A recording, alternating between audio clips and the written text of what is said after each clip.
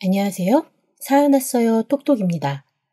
구독과 좋아요, 알림 설정 꼭 부탁드립니다. 그럼 오늘의 이야기 시작해 보겠습니다. 저는 가족관계 전문가입니다.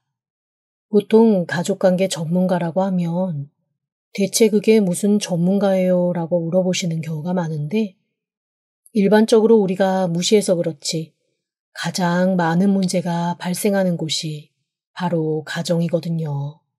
가장 친한 사이라고 생각해서 상처 주는 것도 쉽고 어떻게 보면 가장 은밀하게 서로 가려져 있는 곳이라서 남들이 쉽사리 진입하기도 어려운 그런 관계들이다 보니 속으로 골마 있는 경우가 꽤 많습니다. 지금에야 언론에서 가정폭력이라든가 아동학대 이런 것들을 적극적으로 얘기하고 사람들도 관심을 가지기 시작했지만 제가 처음에 가족 문제를 공부하겠다고 했을 땐 다들 가족끼리 서로 이해하고 대화하면서 해결하면 되지 뭘 남이 나서가지고 전문가인 양 이래라 저래라 해야 되느냐라고 무시당한 적도 꽤 많았습니다. 나름 외국에서 공부도 하고 열심히 일한 결과 그래도 지금은 꽤 알아주는 가족관계 전문가가 되었습니다. 제가 사람들에게 좀 더 쉽게 다가갈 수 있었던 이유 중에 하나는 조금 창피한 일이지만 저 자신이 문제가 많은 가족 안에서 자랐거든요. 초등학교 고학년이 될 때까지 모든 집이 다 그렇게 제사를 많이 지내는 줄 알았습니다. 거의 한 달에 4번에서 5번의 제사가 있었고 그때마다 저희 할머니는 엄마를 정말 프라이팬 멸치 볶듯 달달달달 볶으셨어요. 10수년 제사 지낸 엄마도 초보가 아님에도 불구하고 할머니는 엄마가 하는 모든 것이 못마땅해서 이렇게 트집 잡고 저렇게 트집을 잡곤 하셨습니다. 하다못해 전을 부칠 때도 엄마가 무치는 계란물의 양까지도 트집을 잡으실 정도였으니까요.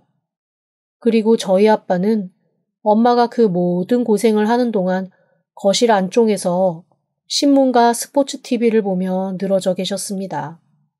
제가 이거는 좀 부당하다라고 느낀 건 처음에는 칭찬받는 마음에 그저 아무 생각 없이 했던 제사상 심부름에 늘 제 남동생은 빠져 있다는 걸 깨달은 다음부터였어요.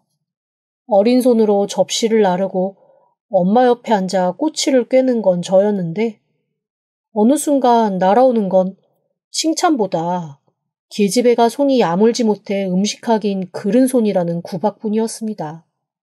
제가 예나 지금이나 손재주가 없어서 별명이 마이너스의 손이거든요. 제 손만 닿으면 잘 되던 것도 안 돼서 생긴 별명입니다. 어른이 된 지금도 그런데 어렸을 땐 오죽했겠어요. 산적을 꿰면 이쑤시개가 부러지고 전을 붙이면 한쪽은 새카맣게 타고 아주 난리도 아니었죠. 그때마다 저희 할머니는 정말 모질게 저를 구박을 하셨습니다. 결국 제가 초등학교 6학년 때 좀 남들보다 일찍 온 사춘기 때문에 할머니의 그런 모습을 받아들이지 못하고 제사상을 엎어버리는 일이 발생하고 말았습니다. 그때 놀라서 입을 쩍 벌린 아빠보다 제가 더 원망스럽고 미웠던 건 주저하지 않고 달려와 제 뺨을 올려붙였던 엄마였어요. 차라리 아빠처럼 가만히 있는 방관자였으면 이해하려고 노력이나 했겠지만 엄마는 본인이 계속 당한 피해자였으면서도 똑같은 피해자인 저를 이해하지 못하고 제 뺨을 올려붙인 거니까요. 그 순간 저한테는 엄마가 그 누구보다 큰 가해자가 되었습니다. 저는 그날부터 동굴 속으로 확 들어가 버렸습니다. 엄마랑 아빠가 화해의 손길을 내밀었지만 어린 마음에도 뭐가 그렇게 꽁했는지 절대 받아들이지 않았어요. 그리고 정말 죽어라 공부만 했습니다. 그렇게 공부를 해서 대학을 간 후에는 집과 인연을 끊어버렸죠. 제가 다시 부모님과 연락을 하게 된 건 대학 졸업 후 유학까지 다녀와서였습니다. 남동생이 전화번호도 모르니 남들한테 물어 이메일로 연락을 했더라고요. 아빠가 편찮으시다고요. 아무래도 얼마 안 남으신 것 같은데 그 전에 그래도 아빠 얼굴 한 번은 봐야 되지 않겠냐는 이메일이었습니다. 그렇게 저는 한참을 고민하다 돌아가시기 전에 얼굴은 봐야 되겠다 싶어 남동생이 알려준 병원으로 갔고 거기서 10수년 만에 부모님을 만났습니다. 그리고 깨달았죠. 부모님이 나를 사랑하지 않은 건 아니었구나. 하지만 예전에도 그랬듯이 지금도 그 사랑을 올바로 표현하는 방법을 정말 모르는구나. 자식한테 사과를 해야 된다는 것도 알지 못하는구나 라는 걸 말입니다. 그리고 이 모든 게 가족 내에 문제를 만든다는 것을요.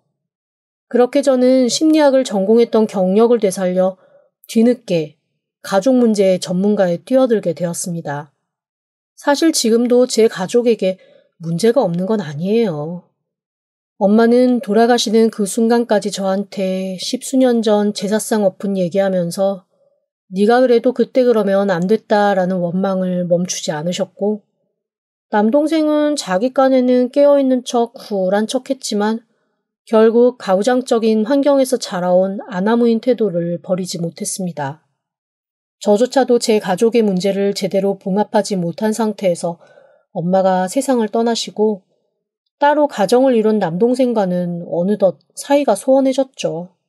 제가 그렇게 얘기하고 고쳐지지 않던 태도와 행동들이 결혼을 하고 자기 아내와 처갓집에서 구박을 받으면서 그제야 조금 고쳐지는 걸 보면서 역시 사람은 자기가 스스로 필요성을 느껴야만 바뀌나 보다라는 교훈을 얻기도 했습니다. 지금 제가 15년째 살고 있는 제 남편도 사실 이 가족 문제를 공부하다가 만난 사람이에요. 저도 제 가족에 대한 문제가 해결이 안 돼서 이 바닥에 들어선 거라면 사실 제 남편은 그런 가족 문제의 한가운데에 있던 사람이었습니다. 처음에 저랑 만난 건 상담받는 사람과 상담하는 사람으로 그렇게 만났거든요. 남편의 가장 큰 고민은 자기 남동생이었습니다. 자기와 3살 차이 나는 남동생이 너무나 개차반이라는 거죠. 남동생만 빼면 자기 인생이 꽤 완벽할 거라고 믿으며 오점 같은 동생을 몹시 원망하는 게 강했습니다. 피해의식도 크고 그로 인해 자기가 잘할 수 있는 것도 지레 포기하는 경우도 많았더라고요. 다행히 1년 정도 같이 상담을 하고 해결점을 찾아가면서 결국 문제는 남이 아닌 나에게 있다는 걸 깨달았습니다. 사실 남편이 동생 때문에 힘들었던 건 동생이 개차반이라서가 아니라 그런 동생임에도 불구 사람들이 자기보다 동생을 더 좋아하고 따른다는 데서 오는 피해의식 때문임을 깨달았거든요. 중학교, 고등학교 때도 짝사랑하던 여자가 남편을 거절하고 시동생에게 넘어간 경험이 있고 그 외에 친한 친구도 뺏긴 경험이 쌓이면서 그런 피해의식이 쌓여간 거죠. 하지만 이 모든 걸 깨닫고 남편은 동생과 자신이 다른 사람임을 받아들이기로 했습니다. 그리고 스스로의 경험을 토대로 저와 함께 사람들에게 상담을 하는 사람으로 거듭났습니다. 전문 상담은 제가 하지만 어디 가서 제가 강연 같은 걸 할 때 강연 전에 먼저 나와서 자기 사례를 예로 들며 사람들의 호기심을 끄는 이른바 바람잡이 역할을 아주 톡톡히 하기 시작한 겁니다. 왜 사람들이 자기보다 나은 사람인 것 같은 사람이 하는 얘기는 그냥 그렇게 듣지만 나와 비슷한 일을 겪은 사람, 내가 조금 더 친근하게 다가갈 수 있을 것 같은 사람이 하는 얘기는 조금 더 귀 기울여 듣잖아요. 남편이 그 역할을 너무나 잘해준 거죠. 그렇게 서로 상담을 주고받는 사람으로 몇 년 함께 강연도 다니고 개인적인 만남도 갖다가 저희는 사랑에 빠졌습니다. 솔직히 말하면 지금 생각해보면 저는 사랑이라기보다는 그냥 일종의 모성애 같은 마음이었던 것 같아요. 그 사람에 대한 안쓰러운 마음, 안타까운 마음, 그리고 뭔가 내가 돌보고 케어해야 될 것 같다는 그런 책임감. 그런 걸 그 나이 때는 그냥 사랑이라고 착각을 했던 거죠. 하지만 어쩌겠어요. 일단 결혼을 했고 함께 살아야죠. 솔직히 말하면 그 사람이 언제 다시 본 모습을 드러내지 않을까 전전긍긍하면서 처음 몇 년을 살았습니다. 그런데 제가 생각했던 것처럼 그렇게 예전 모습을 드러내진 않더라고요. 10년 전도 지났을 때는 그냥 그 사람을 완전히 믿게 됐습니다. 10년이면 강산도 변한다는데 그 시간 동안 옛 모습이 나오지 않는다면 그 사람이 정말 변했다고 받아들여줘도 되는 거라는 생각이었죠. 비록 아이는 없었지만 저희한테는 그냥 서로가 부모이고 아이인 그런 삶이 이어졌습니다. 사실 아이에 대한 미련이 크게 없었던 이유 중 하나는 저희가 만나서 상담하는 그 모든 사람이 저희한테는 아이 같아서였을지도 몰라요. 문제를 가지고 있는 사람이면 저보다 나이가 많고 적고를 떠나 그저 제가 걱정하고 함께 고민하고 문제 해결을 위해 애써야 되는 아이와 다름이 없었습니다. 아이를 돌보는 것만큼이나 공이 들고 신경이 쓰이는 일을 하다 보니 아이를 딱히 낳아서 키워야겠다는 생각이 없었던 것일 수도 있습니다. 그리고 더 큰 이유는 집에 정말로 열 문제아이 못지않는 한 사람이 있었거든요. 바로 제 남편이 이 길에 들어서게 만든 시동생이었죠. 시동생은 정말 말로 표현할 수 없을 만큼 사고뭉치였어요. 돈이나 도박, 각종 약물 그런 걸로 유치장을 들락거리는 건 일도 아니었고 국내뿐만 아니라 해외도 꽤 많은 사고를 치고 출국 정지까지 된 사람입니다. 저희로서는 정말 숨기고 싶은 아픈 손가락 그 이상도 이하도 아니었죠. 저와 남편에게는 시동생이 아주 큰 걸림돌이자 문제이자 고민이었어요. 어디 가서 말도 못하는 게 가정문제 전문가가 자기 가정에 있는 문제는 정작 해결도 못한다는 소리 들을까봐 어디 가서 시동생 얘기는 하지도 않았습니다. 결국 저와 남편은 속으로만 끙끙 앓아놓을 수밖에 없었죠. 그나마 다행인 건 시동생이 가끔 돈 문제를 일으키곤 할 때 남편이 그걸 저한테 숨기지 않는다는 거예요. 이러이러해서 얼마 정도를 도와줘야 될 것 같은데 그게 우리 사정이 힘들면 하지 않겠다. 뭐 이런 식으로 솔직하게 나오니 저로서는 그냥 남편을 믿고 남편이 하자는 대로 하는 게 묵묵히 도와주는 일이었던 거죠. 그런데 어느 날 이 시동생이 뜬금없이 연락을 해서 자기 장가를 가고 싶은데 결혼할 여자와 인사를 오겠다고 하는 겁니다. 저랑 남편은 너무 당황해서 그 자리에서 아무런 대답도 못했습니다. 당초 시동생이랑 결혼할 여자가 있다는 것도 너무 신기했고 결혼을 하고 싶으면 막말로 지멋대로 살림 차려 자기 결혼했으니 돈이나 보태라고 땡깡 부릴 위인이지 미리 결혼할 테니까 인사 가겠다고 그런 얘기를 하는 그런 종류의 사람이 아니거든요. 너무나 그건 일반적인 사람이 할 법한 일이잖아요. 제 시동생은 그런 일반 상식과는 아주 거리가 먼 사람이기 때문에 저는 일단 인사를 오겠다는 그 자체가 너무나 충격이 컸습니다. 그리고 그 뒤에 이어진 시동생의 말은 더 충격이었죠. 얘가 그래도 저기 부모님 안 계신데 형님이랑 형수가 집에 어르신이니까 그래도 인사드리고 정식으로 결혼 허락받고 그래야 된다고 하대. 내가 얘 말은 안 들을 수가 없어. 그래서 인사 갈 거니까 얘한테 뭐라고 그러지 마. 얘 나랑 완전 다른 애거든. 나도 진짜 맘 잡고 한번 잘 살아보려고 하는 거니까 협조들 좀 해줘. 순간 저와 제 남편은 동시에 두 가지 생각이 들었습니다. 서로 대화는 안 했지만 각자 무슨 생각을 하고 있는지는 뻔했어요. 어디서 정말 멀쩡하고 괜찮은 여자 하나 꼬셔서 그 여자 인생 망치는 거 아닌가라는 생각과 함께 또 한편으로는 그래 사람이 한 번씩 바뀔 때도 있지. 시동생이 이제야 임자 만나서 제대로 한번 바뀌나 보다라는 기대. 그게 각각 9대1 정도의 비율로 저희 부부를 흔들었습니다. 주변에서도 정말 엉망진창으로 살던 남자들이 여자 잘 만나서 개가천선하는 경우를 몇 번 본 적은 있거든요. 그래서 제가 강의하면서는 우스갯소리로 아들이 너무 속을 썩이면 정말 괜찮은 여자친구를 하나 만들어줘라. 그 여자친구랑 잘 지내고 싶어서라도 사람 될 거다라는 얘기를 하고는 했습니다. 그런데 제가 우스갯소리처럼 했던 그 얘기가 진짜가 될 수도 있다는 생각이 들더라고요. 그렇게 두근반 세근반 떨리고 긴장되는 마음으로 시동생이 결혼하겠다고 하는 여자를 만났습니다.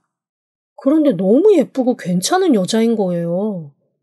게다가 시동생이랑은 완전히 결이 다른 정말 멋진 여자더라고요. 어느 정도 교육도 다 받았고 예뻤습니다.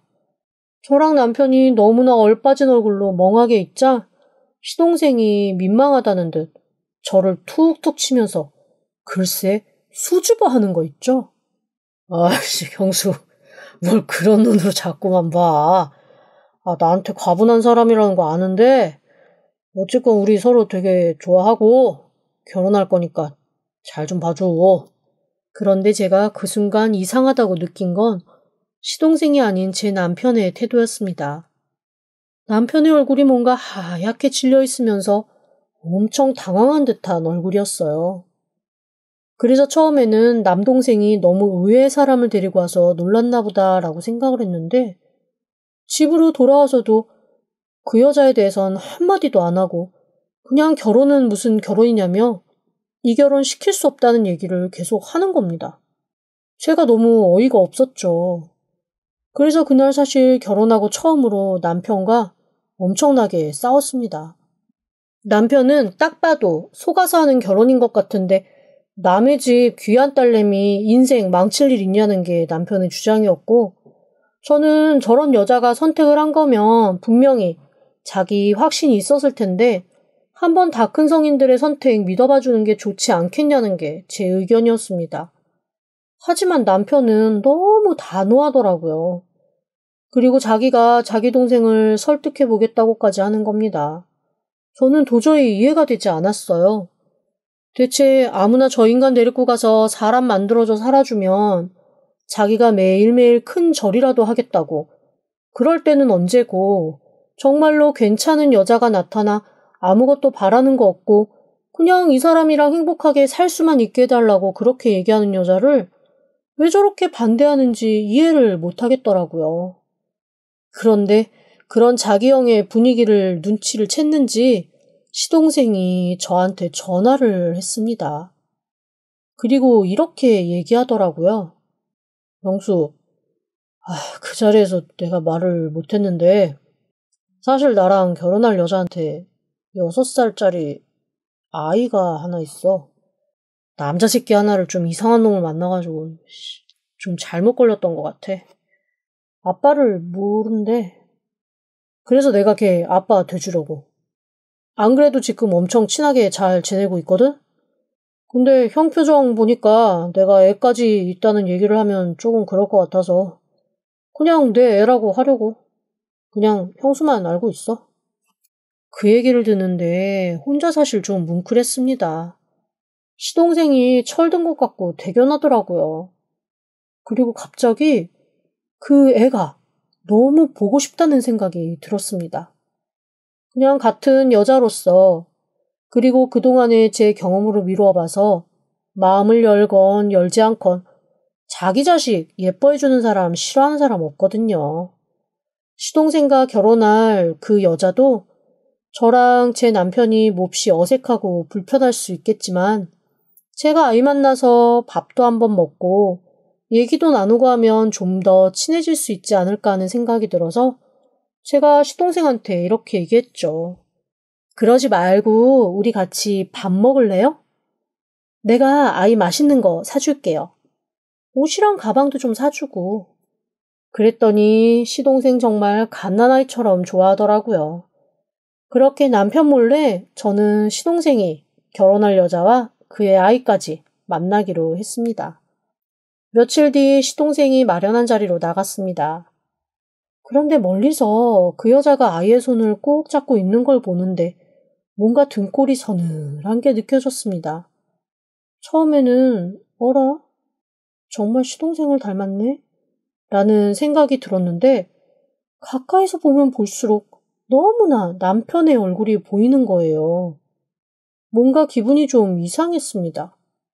세상에 닮은 사람 많다지만 이렇게까지 닮을 수 있나 싶은 마음이었죠. 물색 없는 시동생은 제가 아이 얼굴을 빤히 보자 저를 툭툭 건드리며 제 귀에다 대고 자기를 좀 닮지 않았냐고. 그래서 다른 사람도 진짜 아들인 줄 안다며 빙글빙글 웃더라고요. 저는 그냥 어색하게 웃으면서 진짜 닮은 것 같다라면서 그냥 고개만 끄덕였습니다. 그리고 그날 아이와 함께 밥을 먹고 아이에게 가방과 옷을 사주는 동안 내내 저는 몹시도 이상한 생각에 휩싸였습니다. 아이의 엄마가 어쩐지 저한테 조금 텃세를 부리는 것 같기도 하고 뭔가 알면서 모르는 척 저를 농락하고 있는 느낌도 드는 거예요. 이 모든 게 대체 어떤 느낌일까 계속 고민을 하다가 문득 하나 드는 생각이 있었습니다. 5, 6년 전인가 남편과 제가 잠시 별거를 한 적이 있었어요. 그때 남편이 뭔가 엄청난 우울증에 휩싸여서 세상 다 살기 싫다고 자기는 그냥 어딘가 숨어 살고 싶다고 그렇게 얘기를 한 적이 있었거든요. 그때도 저는 제가 할 수 있는 모든 노력을 다해서 남편의 마음을 돌려보려고 했지만 남편은 꼼짝도 하지 않았습니다. 그래서 어쩔 수 없이 그냥 남편을 잠시 놓아둔 상태로 1년 정도 지났죠. 그런데 1년 정도 지난 뒤에 남편이 다시 제게 돌아오면서 자기가 정말 잘못한 것 같다고 자기를 용서해달라고 그렇게 빌더라고요. 그래서 아무 말도 묻지 않고 그냥 받아줬었거든요.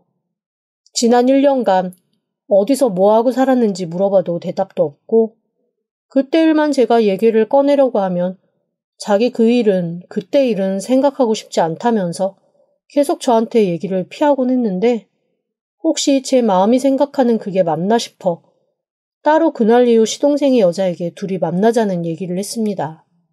근데 제 전화를 받고 몹시 담담하게 알겠노라고 그렇게 말하더니 만나서 딱 제 얼굴을 보자마자 이렇게 얘기하더라고요. 다 알고 오신 거죠? 그 순간 의심이 확신이 되었습니다. 내가 생각한 게 맞는 거죠? 네, 맞아요. 그쪽 남편 아이예요. 너무 닮아서 발뺌도 못해요. 네, 시동생이 결혼하겠다고 데리고 온 여자, 제 남편의 내연녀였더라고요.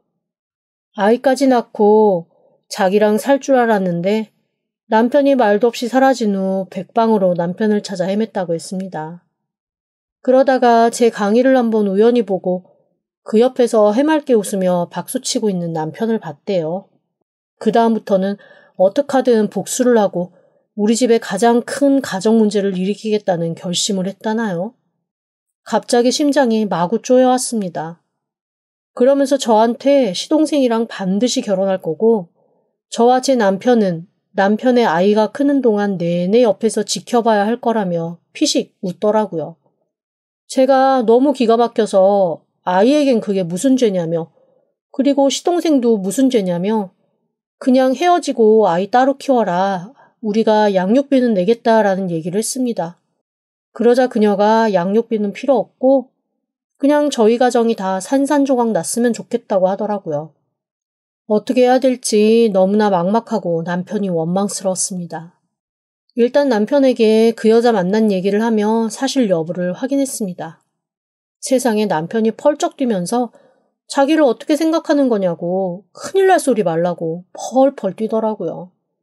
너무 정색을 하면서 펄펄 뛰니 순간 어라? 내가 그 여자한테 놀아났나? 내가 뭘 잘못했나? 싶은 생각까지 들었습니다. 저한테 있는 대로 화를 낸 남편은 너무 속상하고 자존심 상해서 집에 있을 수 없다고 잠시 혼자만의 시간을 갖겠다고 하더라고요. 이건 또 무슨 말인지 똥 싼 놈이 성내는 것 같기도 하고 입장이 바뀐 것 같기도 하고 영 불편한 마음이었습니다. 그리고 집을 나간 남편은 한 일주일 정도 소식이 없더라고요. 그런데 문제는 이때부터였습니다. 갑자기 시동생이 저한테 연락을 해서 폭주하기 시작하는 거예요. 원래부터 약간 감정 조절 장애가 있는 사람이었는데 아주 절정을 찍더라고요. 약혼한 여자랑 연락이 안 된다느니 그 여자가 헤어지자고 했다느니 앞뒤가 안 맞는 말을 마구 쏟아내는 게 아니겠어요? 뭔가 짚히는 게 있어 일단 시동생의 전화를 끊고 그때부터 남편을 사방으로 찾아 헤맸습니다. 그렇게 며칠 만에 찾은 남편은 그 여자랑 같이 있는 게 아닐까 했던 제 짐작을 뒤로하고 홀로 어디 작은 고시원에 틀어박혀 숨어 있더라고요. 제가 남편을 찾아내서 앞에 나타나니 남편이 하얗게 질린 얼굴로 더듬더듬 제게 변명을 늘어놓기 시작했습니다. 변명인즉슨 이거였습니다. 그 여자가 남편의 중학교 때 첫사랑이었대요. 자기를 야멸차게 버리고 시동생한테 갔던 여자였는데 수년 전에 우연히 보고는 그때의 기억이 떠올랐다고 했습니다. 여전히 자기 동생이랑 만나고 헤어지며 애증의 관계를 이어가고 있는 그 여자가 남편에게 기대오니 설핏 동생을 이겼다는 생각도 들었다 했습니다. 그럼에도 불구하고 절대 제가 생각하는 종류의 불륜은 아니었다고 부인하더라고요. 그러면서 제가 남편의 아이라고 생각했던 그 아이는 절대 자기 아이가 아니라고 했습니다. 시동생과의 아이인데 자기한테 들러붙어서 협박을 했다며 알 수 없는 소리를 중얼중얼거리는 겁니다. 남편의 얘기를 정리해보자면 이런 거죠. 첫사랑을 자기 남동생한테 뺏긴 그 피해의식을 가지고 뒤늦게 다시 똑같은 여자를 만났는데 그 여자가 남동생이 아닌 자기를 선택해줘서 나름 뿌듯했다는 게 첫 번째였습니다. 그런데 문제는 두 번째에서 발생하는 거죠. 그 여자가 자기와 남동생 두 사람을 놓고 저울질을 하며 양다리를 걸치다가 아이가 생긴 건데 여자는 남편의 아이라고 주장하고 있는 상황이고 남동생은 그냥 자기 아이인지 형이 아이인지도 모른 채 누군가 나쁜 놈이 여자를 건드리고 달아나서 생긴 아이다라고만 알고 있다는 거였습니다. 너무 답답해서 제가 그럼 친자 확인을 하라고 했더니 이 못난 남편놈이 글쎄 그러다가 진짜 자기 아이면 어떡하냐고 질질 짜는 거 있죠. 잠자리도 한두 번밖에 안 했는데 어떻게 아이가 생기냐면서요. 진짜 이렇게 못난 놈이었는데 제가 그동안 남의 문제 집중하느라고 제 문제 파악을 못했던 거죠. 저는 일단 남편을 윽박질러서 아이의 머리카락이라도 가져오라고 했습니다. 정 안 되면 칫솔이라도 가져오라고 했죠. 그렇게 얘기하고 여기 이렇게 있어봐야 아무 일도 해결이 안 되니 일단 집으로 들어오라고 했습니다. 그렇게 저는 남편과 아이의 유전자 검사를 의뢰했고 결과는 남편의 아이가 아닌 것으로 드러났습니다. 그런데 남편의 아이가 아닌 것으로 확인이 되고 나니 이거는 뭔가 더 이상한 느낌이 드는 거예요. 여자의 의도가 뭔지 너무 궁금해진 거죠. 그렇게 저는 그 두 사람의 뒤를 쫓기 시작했습니다. 아이고, 그러다가 제가 알게 된 사실은 정말 기도 안 막히는 사실이었습니다. 이 여자와 시동생이 짜고 저와 제 남편의 뒤통수를 제대로 칠 생각을 한 거였더라고요. 그 아이는 시동생의 아이가 맞았고 그냥 우연히 남편을 너무 닮은 것뿐이었죠. 평소 개차반으로 살던 자기가 결혼한다고 하면 형네 부부가 뭔가 큰 거 하나는 해줄 거고 그 아이가 남편의 아이인 것처럼 남편의 심장을 옥죄면 이후로도 남편한테 뒷돈을 엄청 뜯어낼 수 있을 거라고 두 남녀가 아주 작당을 한 겁니다. 그래서 저는 이번 기회에 확실하게 참교육을 시켜주기로 했습니다. 그래서 일단 시동생을 만나서 이렇게 얘기했죠. 일단 결혼 축하하고 우리가 축의금은 100만 원 하겠다. 그런데 우리도 그 이상은 해줄 수가 없다라고 말이죠. 그랬더니 시동생이 몹시 당황하면서 아니 형이 자기한테 집도 해준다 그랬고 차도 사준다 그랬고 아이한테 들어가는 교육비도 대준다고 그랬는데 형수가 뭔데 갑자기 나와서 이러냐고 하는 겁니다. 그래서 제가 이렇게 얘기했습니다. 저 형이랑 이혼하기로 했고 재산분할 서로 하기로 했는데 그동안 형이 번 게 없고 기여한 게 없어서 재산분할 형이 많이 못 받고 그냥 헤어지게 되었어요. 그랬더니 시동생 얼굴이 울그락 푸르락 하더니 갑자기 자기 결혼 안 하겠다고 하더라고요. 그때서야 저는 확실하게 알았습니다. 아니, 어느 커플이 형내외가 돈 안 준다고 결혼을 안 하겠다는 얘기를 그렇게 확고하게 하겠어요?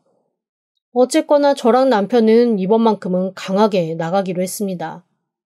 남편도 자기를 평생 괴롭히던 그 짙은 열등감의 뿌리, 그 뿌리가 결국 자기 발목을 잡았다는 사실에 이번만큼은 완전히 마음을 단단하게 먹은 듯 하더라고요. 절대 자기 동생에게 휘둘리지 않겠다는 의지가 엄청 강했습니다. 결국 저희는 시동생한테 우리 부부의 이혼을 빌미로 한 푼도 주지 않기로 했고, 시동생과 그 여자는 온갖 폐악을 부리며 결국 마지막 카드인 이 아이가 네 아이다 라며 저희한테 아이까지 들이밀더라고요. 그래서 저는 거기다 대고 미리한 유전자 검사표를 또다시 들이밀었죠. 얼마나 당황하던지 사기꾼 둘이 그렇게 제 앞에서 당황하는 걸 보니 한편으론 씁쓸하고 한편으론 속상하고 가족이 가장 가까이에 있는 가해자라는 사실에 몹시 슬프기도 했습니다. 어쨌건 그 한바탕 난리를 친 후 시동생은 저희 인생에서 사라졌습니다. 온갖 폐악질과 욕을 가득 쏟아내고 다시는 보지 않겠다며 사라졌는데 또 모르죠. 언젠가 돈 떨어지면 다시 나타날지. 그리고 그 여자는 그냥 혼자서 시동생의 아이를 키우게 된 것 같아요. 돈을 뜯어낼 수 있는 도구로서의 아이는 시동생에게 쓸모가 있었겠지만 그렇지 않은 아이는 그저 부담, 그 이상도 이하도 아니었을 테니까요. 앞으로 제가 가족 문제 해결에 대한 상담을 계속 할 수 있을지는 모르겠어요. 사실 가족 문제뿐 아니라 인간관계 전반에 대한 의문과 불신이 커진 상태라서 말이지요. 당분간은 저와 남편 사이의 회복과 야멸차게 돌아섰지만 그래도 죄 없는 조카 아이를 멀리서나마 도울 수 있는 방법을 고민하려 합니다. 어른의 문제가 아이의 불행이 되어서는 안 되는 거니까요. 지금까지 들어주셔서 감사합니다. 구독과 좋아요, 알림 설정은 사연 왔어요 톡톡에게 큰 힘이 됩니다. 지금 바로 구독 부탁드립니다. 그럼 다음 사연으로 또 찾아오겠습니다. 감사합니다.